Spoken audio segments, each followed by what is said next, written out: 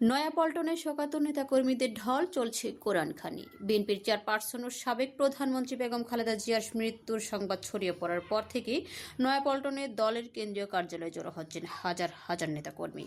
প্রিয় নেত্রীর বিদায়ে পুরো কার্যালয় এলাকায় শোকের ছায়া নেমে এসেছে। সকাল থেকে নেতাকর্মীদের মধ্যে কান্নার রোল পড়ে যায়। কেউ অঝরে কাঁদছেন, আবার কেউ স্তব্ধ হয়ে দাঁড়িয়ে আছেন প্রিয় নেত্রীর স্মরণে। বেগম খালেদা জিয়ার বিদেহী আত্মার মাগফিরাত কামনায় মঙ্গলবার সকাল 10টা থেকে দলীয় কার্যালয়ের নিচতলায় জাতীয়তাবাদী উলামা দলের উদ্যোগে পবিত্র কোরআনখানি শুরু হয়েছে। সংশ্লিষ্টরা জানিয়েছেন, বুধবার জানাজার আগ পর্যন্ত এই কোরআনখানি চলবে। শোকের প্রতীক হিসেবে ইতিমধ্যে দলীয় কার্যালয়ের কালো পতাকা উত্তোলন করা হয়েছে এবং দলীয় পতাকা অর্ধনমিত রাখা হয়েছে। সরজমিনে দেখা যায়, রাজধানীর বিভিন্ন প্রান্ত থেকে ব্যানার ও শোকবার্তা সহ নয়াপল্টনে আসছেন নেতাকর্মীরা।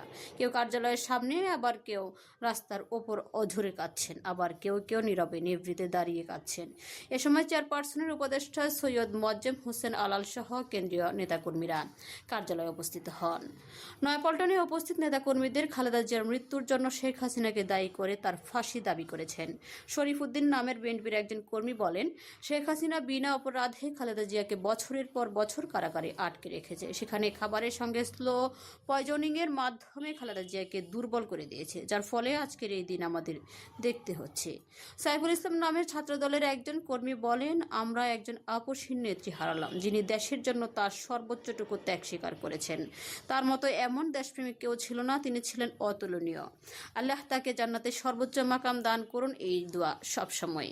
বেগম খালেদা জিয়ার মৃত্যুতে অন্তর্বর্তী সরকার আগামীকাল বুধবার থেকে 3 দিনের রাষ্ট্রীয় শোক ঘোষণা করেছে। এছাড়া বুধবার সারা দেশে একদিনের সাধারণ ছুটি ঘোষণা করা হয়েছে। আগামীকাল বাদ জোহর জাতীয় সংসদের দক্ষিণ প্লাজা ও সংলগ্ন মানিক মিয়া অ্যাভিনিউতে মরহুমার জানাজা অনুষ্ঠিত হবে। এদিকে বিএনপির দলীয়ভাবে 7 দিন দেশব্যাপী শোক পালনের ঘোষণা দিয়েছে। মঙ্গলবার সকালে নয়াপল্টনের সংবাদ সম্মেলনে দলের সিনিয়র যুগ্ম মহাসচিব রুহুল কবির রিজভী এই কর্মসূচি ঘোষণা করেন। কর্মসূচির মধ্যে রয়েছে দলীয় কার্যালয়গুলোতে কালো পতাকা উত্তোলন, নেতাকর্মীদের কালো ব্যাচ ধারণ এবং দোয়া মাহফিল।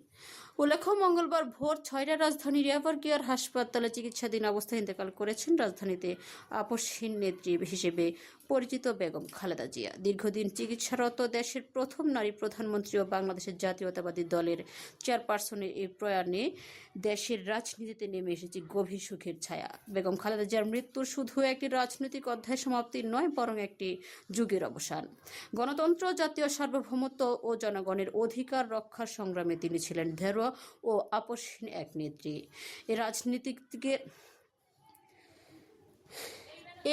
এই রাজনীতিকের চলে যাওয়ায় রাজনীতির ময়দান হারালো এক শক্তিশালী ও প্রভাবশালী কণ্ঠস্বর।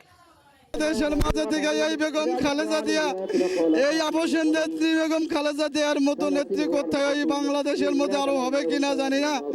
তবে আমাদের নেতা ভাইবদ্ধ, আমাদের চেয়ারম্যান, আপনারা সাহস দিবেন ইনশাআল্লাহ। আমরা জানি ভালোভাবে আল্লাহ আমাদের ভালোভাবে জানি সাহস দিও আল্লাহ।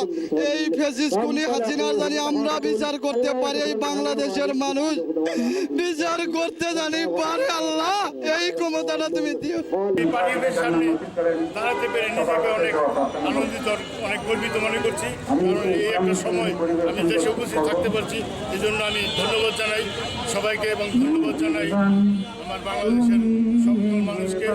ধন্যবাদ জানিয়ে আমার বক্তব্য আমি শেষ করছি। ধন্যবাদ। আপনারা শুনতে পারলেন যে আমার নাম বিএনপি বিভিন্ন পর্যায়ের নেতা কর্মীদের যে অনুভূতি এবং তারা যে খালেদা জিয়া আমি জাপান থেকে 25শে ডিসেম্বর দেশে আসি। ইনশাআল্লাহ তারেক রহমানের সাথে সাক্ষাৎ করবো। জাপান থেকে আসার পরে সেটা আজকে পেলাম। আমাদের আপসহীন নেত্রী, 3 প্রধানমন্ত্রী, দেশমাতা, বাংলাদেশ যে হারিয়েছে আজকে, সে বাংলাদেশ কখনো এটা এই 3 প্রধান আপসহীন নেত্রী কখনো আমরা ফিরে পাবো না। আমাদের কাছ থেকে কি চলে গেল আসলে